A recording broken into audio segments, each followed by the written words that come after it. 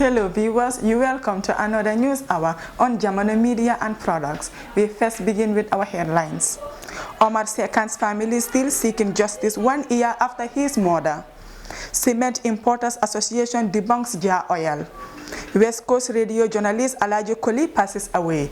Those were the headlines. We now have the news in detail.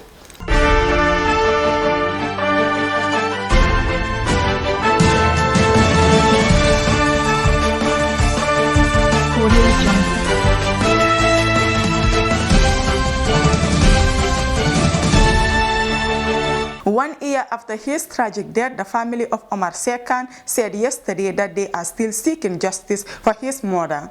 The 35-year-old Bakau native was reportedly killed by a teen driver on the Battle Hardin Highway in April last year. In July, his alleged killer's detention was ordered at Mile 2 by a Carnifing Magistrate Court pending his trial at the High Court.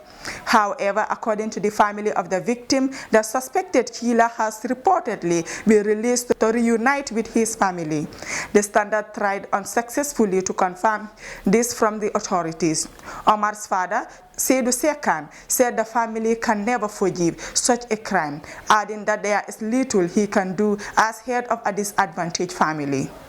He can't take action against them. They are millionaires. Their son killed his son, and they decided to hide him, claiming he couldn't be found. He killed his son, and he just left him lying there in the street like a dog. It was very painful, and it's still painful, a weeping Mr. Sekan told the Standard at his family home in Bakau. He then recounted the first week of the tragedy when the alleged killer's family visited them at home, purportedly to talk to them into letting go of the case. But Mr. Sekan, a plumber, sent them away.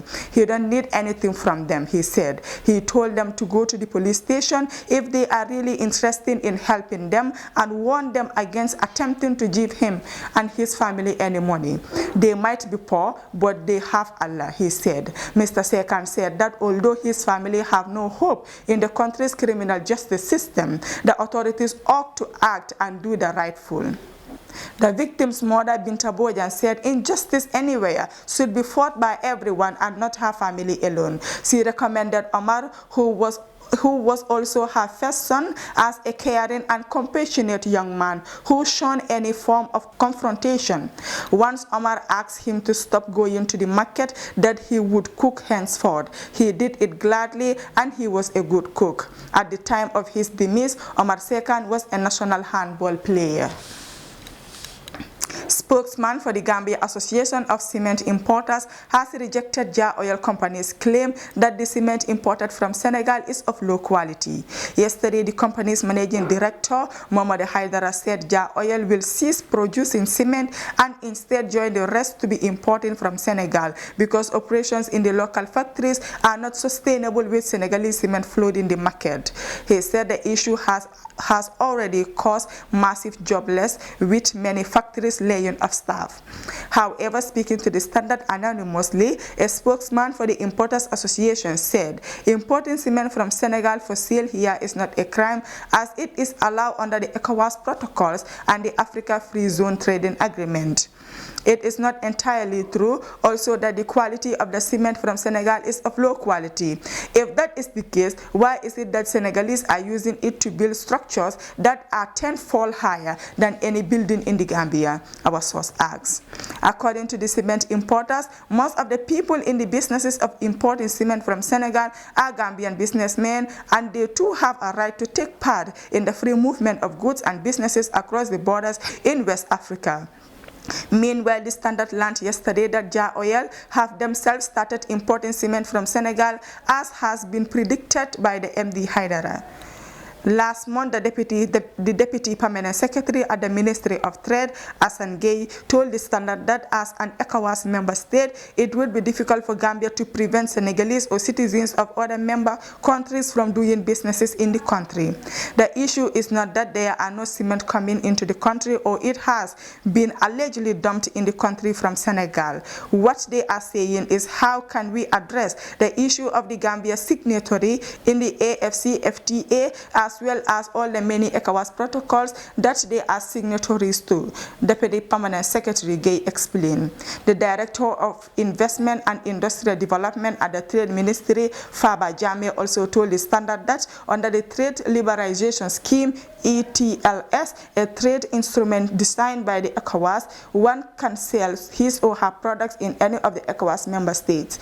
Today, some of the cements that are coming under the ticket of the ETLS. The others that are not coming under the ticket of the ETLS are paying duties to the Gambia government and are making revenue. Mr. Jame advised the local producers to instead toughen up and stand up to the challenge.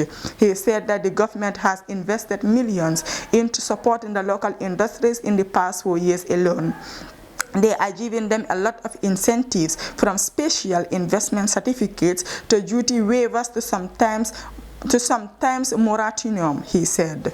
Senior journalist and West Coast Radio's chief reporter Alaji Koli has passed away yesterday. He was 45. Koli, a native of Haraba Bantang, died at the Sharab Hospital Tuesday afternoon and left behind a wife and 3 children. He had previously worked at the Banjul Breweries Limited as a sales and marketing officer.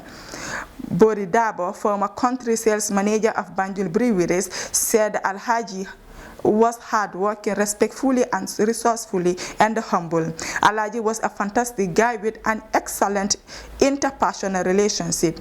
He was a team leader and an extraordinary person who had great respect for authority. His condolences to the family and the friends in the media, Mr. Dabo said. A few years ago, Alhaji went to West Coast Radio and in time established himself as a conjuminating broadcaster known for breaking hot stories and chasing big interviews.